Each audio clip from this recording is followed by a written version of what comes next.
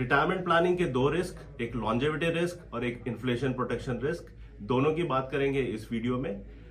Options हैं आपके पास, या तो फिक्स इनकम ओरिएंटेड ऑप्शंस हैं म्यूचुअल फंड या इंश्योरेंस प्लान्स में, या फिर इक्विटी हाइब्रिड वाले ऑप्शंस हैं। इन दोनों में से क्या रिस्क है, कैसे आपको चूज करना है, this is what we are going to talk today.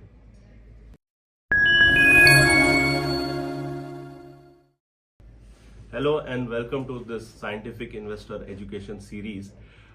So इस series में earlier we have talked about equity investing as a whole.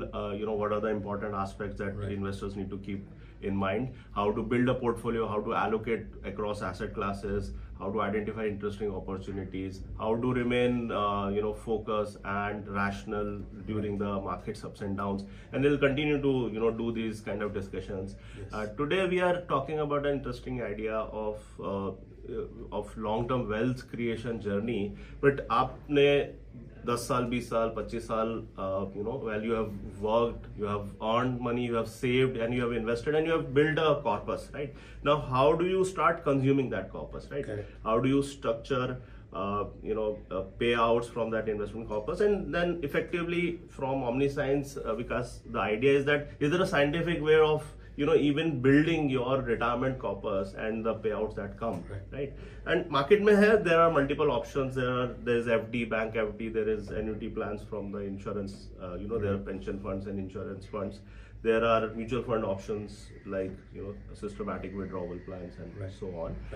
So our idea is to discuss various options and what are the things that investors should keep in mind while building their own retirement plan, right? And so that's we want to discuss. Let's start with various options that investors have. Right.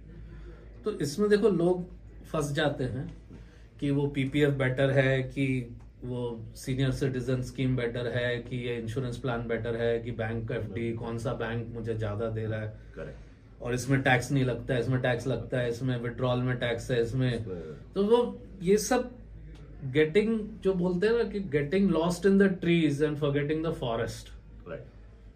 तो आप वो छोटी छोटी चीजों के detail में, अरे इसमें टैक्स नहीं, इसमें भाई फाइनली आपके पास दो ऑप्शन है, दो बकेट्स है। एक है जिसमें कि रिस्क कम लगता है आपको, which means fixed income like things.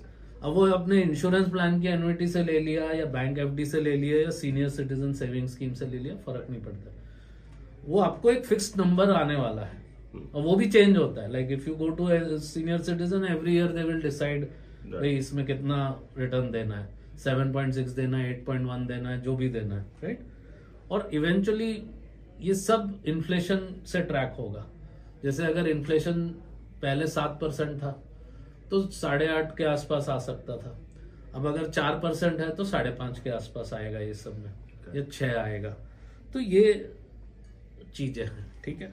तो आपको वो ध्यान में रखना है कि आपको क्या मिलेगा फिक्स्ड इनकम बकेट से।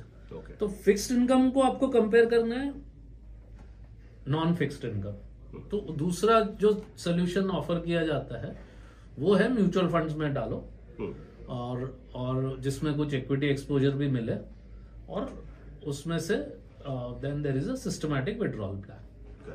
तो ये दो है the problem, and there are 2 risks.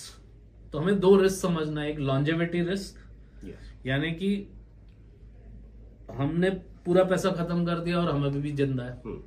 So let's say normally people से कि भाई 85 year is the life expectancy. तो आप 60 साल के हो तो 25 साल लाइक 80 है तो, और मैंने 5 साल का मार्जिन लेके 85 तक के लिए 25 साल के लिए आप प्लान कर लो। हाँ। अब लेकिन एवरेज इज एवरेज, आप एवरेज नहीं हो और आप शायद अपर मिडिल क्लास हो या जो भी हो और हायर एफ्लुएंट में हो, तो आप तो 95 भी हो सकते हो और आगे जाके 100 भी हो सकते हो, ठीक है।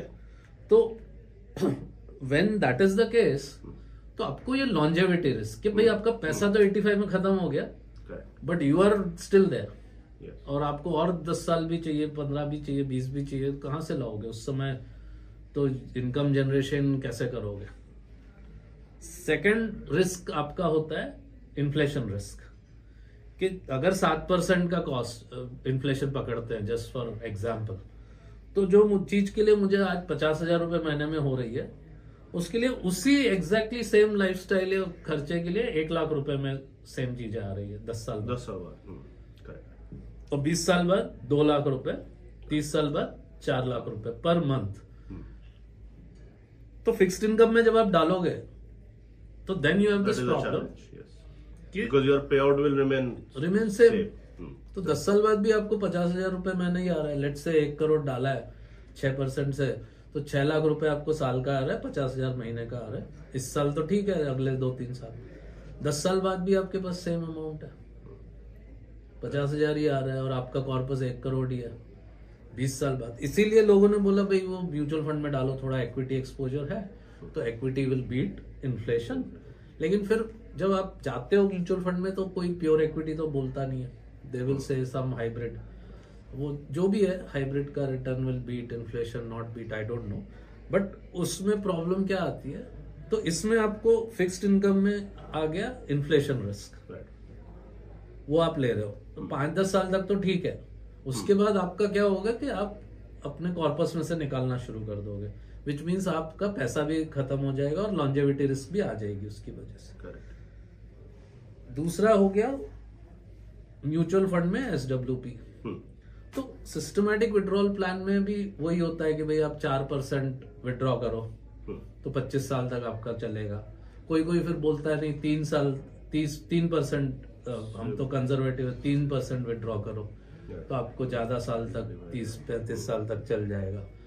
हो सकता है चल जाए, लेकिन वहां पे भी अगर रिटर्न ही सफिशिएंट नहीं है तो इन्फ्लेशन बीटिंग फुल एक्सटेंड नहीं हो पाएगा, थोड़ा हो पाएगा। और दूसरा सबसे बड़ा रिस्क वहां पे वही है कि लॉन्जेविटी रिस्क, कि 25 साल 30 साल जो भी उसके बाद आप आउट ऑफ मनी हो। ओके, क्योंकि आप वो 4% 3% टाइप के कर रहे हो। So just to summarize, I think 2 aspects हमने बात की कि एक तो जो भी प्रोडक्ट आप ले रहे हो, वो चाहे इंश्योरेंस प्रोडक्ट है, म्यूचुअल फंड प्रोडक्ट है, किसी भी कंपनी या किसी भी तरह के रेगुलेटरी सेटअप्स में आप ले रहे हो, इट इज एक्सट्रीमली इंपॉर्टेंट कि आप अंडरलाइंग पोर्टफोलियो क्या है वो देखो, उसको समझो, नॉट जस्ट द नंबर कि भाई इसमें इतना रिटर्न मिलने वाला है या इसमें इतना पैसा मिलेगा, इतने पैसे की एन्युटी मेरी स्टार्ट हो जाएगी, वो तो एक ठीक है, that is the outcome, but where that money is going. So essentially most of that money is eventually going to be invested in fixed income instruments. तो आप मान के चल सकते हो कि वो इन्फ्लेशन प्रोटेक्शन नहीं देगा आपको, और स्पेशली 10-20 ईयर के टाइम होराइजन में, इमीडिएट नेक्स्ट 5 या 3 ईयर 5 ईयर में नहीं वो पता चलता और चल जाता है, बट लॉन्ग टर्म में that is going to come and hit. Second of that Vikas talked about is that underlying portfolio पे जब आप देखोगे तो दूसरा ऑप्शन है कि yes there should be some equity component to that, and equity component जब आता है तो आपका एक्सपेक्टेशन थोड़ा रिटर्न बढ़ सकता है, तो इन्फ्लेशन प्रोटेक्शन का some aspect is there, but then also you have to understand that okay you are taking a hybrid, क्योंकि वहां पे अब वो risk management of the volatility of the market वाला जो रिस्क रहता है उसका इशू आ जाता है। Yes. और फिर सब कंजर्वेटिव साइड फिर चले जाते हैं कि म्यूचुअल फंड तो आए बट अब मैंने हाइब्रिड फंड ले लिया which is like conservative hybrid fund, right, and specially I am talking to retiree, तो भाई कंजर्वेटिव ही करना पड़ेगा। तो इफेक्टिवली आपका घूम फिर के अंडरलाइंग पोर्टफोलियो तो फिर डेट का बन गया, right, which is not headed heavy basically, which is not going to give you that kind of protection, inflation protection. Second है आई थिंक ये इस पर और बात कर सकते हैं that the longevity risk, right, क्योंकि अगर आपने स्ट्रक्चर उसको इस तरह से कर दिया कि भाई you cut it into 25 pieces and give me 1 piece every year, तो you are going to bound to run out of that kind of corpus. बिल्कुल। So there is a different approach, I think that there again people need to have. So ये 2 problem अभी हमने बताया है, इसका solution हम बताएंगे अगले बार डिटेल में आपके साथ शेयर करेंगे हमने इसके लिए क्या सोल्यूशन निकाला है। ठीक है, तो हमें क्या लगता है कि देखो हर चीज में रिस्क है और हर चीज में वो है, आपको लेना ही पड़ेगा क्योंकि आपको सॉल्व करना है। आप बोलोगे कि मैं वो नहीं लूंगा तो आप लॉन्जेविटी रिस्क और इन्फ्लेशन रिस्क ले रहे हो। ओके, और एक और जो प्रॉब्लम SWP में आएगा मैं बताता हूँ, लेट से 50-50 भी है इक्विटी डेट, लेट से 50-50 है, तो अब आपको SWP करना है तो यूनिट्स विड्रॉ करना है, तो जब मार्केट डाउन है अप डाउन होता ही है मार्केट में, तो इक्विटी डाउन भी होता है कभी कभी, Correct. फिक्स्ड इनकम तो फिक्स्ड होता है।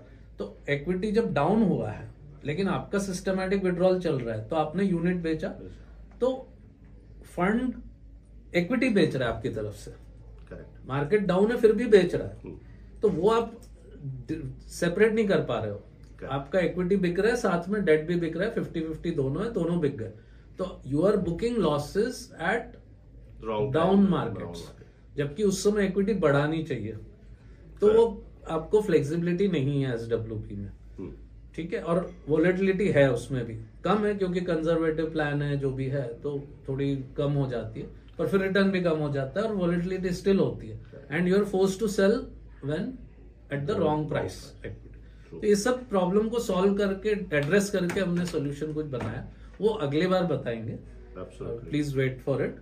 Yes.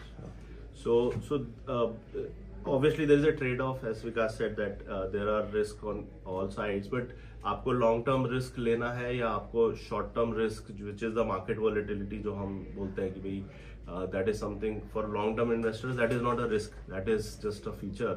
Yes. Or if you are able to kind of go through that kind of a risk in the short term, which is the volatility, then obviously long term risk is all will be taken care of. And वो जो details क्या है, how that portfolio is being constructed, those are the things that we'll discuss. But thank you so much for tuning in, and please, you can you should share it with someone who is planning their retirement, or is looking for ideas that if they want to go for early retirement or are actually at a retirement phase, then this video as well as our new video will be quite helpful for them. So thank you so much for tuning in. Thank you.